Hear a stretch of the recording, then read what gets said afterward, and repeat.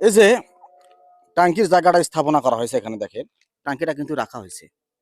ঠিক আছে, টাঙ্কির জায়গাটা একেবারেই সঠিক জায়গাতেই ইনস্টল করা হয়েছে। ছাদ থেকে গাঁথুনি করে তারপর টাঙ্কিটা রাখা হয়েছে। কিন্তু মূলত বিষয় হচ্ছে, যেহেতু টাঙ্কিটা এখানে রাখা হয়েছে, পাশাপাশি কিন্তু এখানে একটা জিনিস লক্ষ্য করেন, সেটা হচ্ছে এই যে কল, এই যে কল রাখা হয়েছে, এই যে টাঙ্কি রয়েছে, টাঙ্কির থেকে এই কলের ডিস্টেন্স কত দূরে?